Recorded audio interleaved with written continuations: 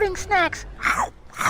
What it do, snackers and snackettes? It's your boy Gage. This is WHHW, What Had Happened Was, which is last week's news, which is over there somewhere. Couple of things that we need to talk about, touch on, and the first of which is Movie Pass. We have fans, right? We have Movie Pass fans. Movie Pass has turned out to be pretty awesome. It's a real thing. $9.95. They actually had a really dope sale during Black Friday last week, but you had to buy it the whole year. But it was only being like $6.95 a month or something like that. Nonetheless, the other thing that Movie Pass did last week was they announced that they now have, because we've been asking for it, gift cards. So you can now purchase for other people 3 months, 6 months, or 1 year passes, which is, I think, pretty dope, because you can say, hey, you know what, here it is. You got it, $30. Here's 3 months worth of movies every day. Go to the movies every day if you want to. And I think that's pretty cool. What do you guys think? That sounds like, I think that's a pretty good stocking stuffer, if I do say so myself. Now, so far, the details, even though they're technically available now, are still a little bit scarce. It doesn't seem to work exactly the way regular Movie Pass does, although it does specify that the person must have an Android or an iPhone, because they're going to need the app. And it doesn't specify if they're going to actually get a physical card, like they send you a card so that you can use it or use the app. But what it does ask you to do when you go to sign up for it is it asks for their email information, your email information, and it gives you a date. It allows you to put in a date for when you want the email to go to them, to let them know. So it's not like you're doing it and then they're sending you a physical card and then you're handing it to someone. It is done via email. So there's still some things that I think, I did some research, tried to kind of figure out some of the logistics of how this would work. And so there's still some things that are up in the air, but nonetheless, it seems pretty cool.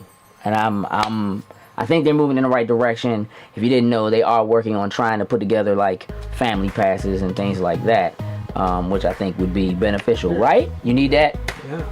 Cool. But let's talk about some things that are not so happy for a moment. This past week, I feel like Destiny 2's Bungie snapped. Like they jumped face first off a bridge and their Bungie just broke. So the long and short of it is that during the previous week, some information began to come out about a specific Reddit user who noticed that while he was playing the game, the amount of XP that it was saying he was being given wasn't actually equivalent to the XP he was getting. So he took it upon himself to do some math. And when I say do some math, I mean my man literally counted the number of pixels that your XP bar is and then measured it by how much it goes up to see how much you're getting. And there are full charts and all that kind of stuff. And so basically it turns out that what Bungie has been doing is, if you are a player who has excelled and you are doing things like daily activities, public events, things of that nature, as opposed to being like in PvP or something along those lines, or doing the raid, they're actually throttling the amount of XP that they give you, which isn't necessarily a terribly terrible thing to throttle the XP. The issue here is that they're telling you they're giving you one amount of XP, right, but they're not actually giving you that amount of XP. That's the real issue. So Bungie said, we're fixing it. We have some numbers. We looked at it. We realized it wasn't working the way we wanted it to. Yeah, because what you wanted it to do was, you wanted people who were out there trying to work hard to get those bright Ingrams to pay you for them. That's all. You're trying to drive money towards your system. And I have my own personal feelings about microtransactions. Usually they don't bother me. I haven't spent a dime in Destiny 2 other than making the original purchase of the game. I don't buy silver. Eververse gets none of my money. I take the Ingrams. But the grind's gotten too much. I haven't played Destiny in a month. I don't know. It's been a while. And so recently they've just decided, they also announced they're canceling the live stream that they have, which was supposed to be the last live stream before they drop the Osiris DLC next week. So now we'll have to see whether or not they even drop that the way it is. But they are supposed to do an announcement that's going to tell us kind of what changes we can expect to see made. And this is coming hot off the heels of the Star Wars Battlefront microtransaction issues and craziness bananarama that is let's nickel and dime the people who have already paid us. So gamers are very upset, and due to how upset they were, Bungie's had to make some adjustments. So we'll see what happens. I mean, where you stand on this? Does it matter? Does it bother you at all? Sin? I mean, Well, yeah, the line part of it. Right. Yeah, I don't care if I'm only getting this amount of XP. Just it's the line. I want to know exactly. I'll grind and get them. I may not pay you for a bright income. I'll grind and get it. Right. Don't lie to me with what I'm spending my time on getting. Don't tell me you're giving me more XP than I'm actually getting. Exactly. That's deceitful. Deceitful, right, Jokes? Yeah. Cool, you don't know nothing about that. It's cool though. Don't worry about it. But then listen, one more other thing, and I mean, there's some good and there's some bad. Who saw Coco? You see Coco? You saw Coco? Loved it. Love Coco. Loved it. Listen, Coco is killing it. But you know what's killing Coco? This Frozen, like, featurette they have in front of Coco. Mm-hmm. I have seen that. You've seen that? Yes. Oh.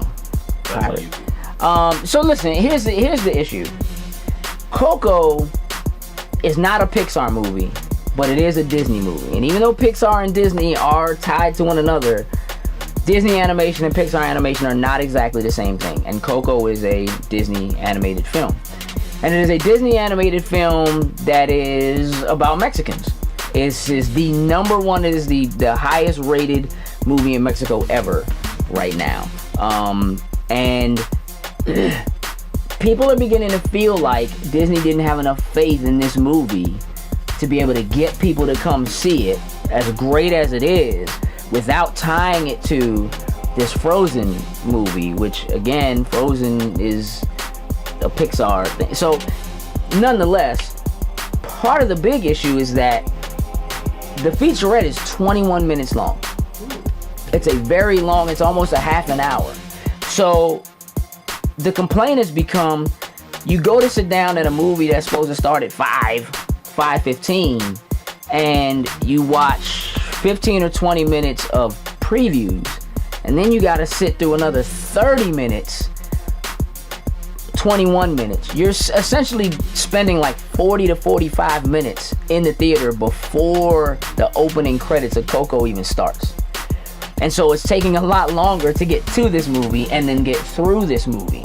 And so there are even some theaters that are saying they pulled it. They're not showing the Frozen 21 minute featurette in front of Coco anymore because people are beginning to complain that, like, you know, my kids can sit through a movie, but this is a lot longer than we were expecting to be here. You know what I mean? Like, runtime being what it is, it's a lot longer. And of course, there is some speculation and feedback going on about why Disney made this maneuver. And again, people feel like maybe they felt like Coco just wouldn't be able to stand on its own, and having this Frozen featurette would be the thing that would help drive people to the theater in order to see Coco. What did you think? Was it an issue for you at all? You know, now you talk about it, it brings that to life. I didn't think of it when I saw it. Yeah. I mean, I think, you know, for us, I mean, you know, if you were going to see it and you're not bringing kids to the theater, maybe, you know, it's not that big a deal. Well, it's funny you mentioned that too, because anytime I take my son to see a Pixar movie and they have a little short, that's a normal thing. Yeah, he usually thinks that's the movie. Oh, right, that it is. It's like 2-3 minutes long. He was like, all right, time to go. And I'm like, we didn't even find Dory yet. Like, right, and it's not right. So yeah, you take him to see Coco. By the time Frozen's over, he's definitely gonna be ready to go. Yeah.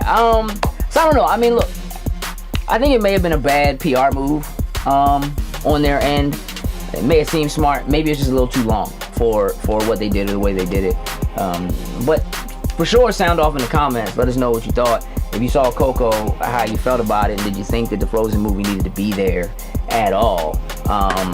You know, and definitely let us know what you think about all this microtransaction ridiculousness. I don't really mind them, but it's starting to wear thin this year a little bit. But listen, on a happier note, holidays, here they come. There's too many games out. I'm busy. I'm so busy playing games, Sure. trying to get through it. Yes. Trying to get through it. Ladies and gentlemen, do me a favor. Let me know what I missed that I should have talked about today that happened last week, and we'll discuss it next week. I appreciate your time. Do whatever K puts in the swirling thing that covers me, and then I'll see y'all on the flip side. I'm out. Toodles and loos. Loading snacks.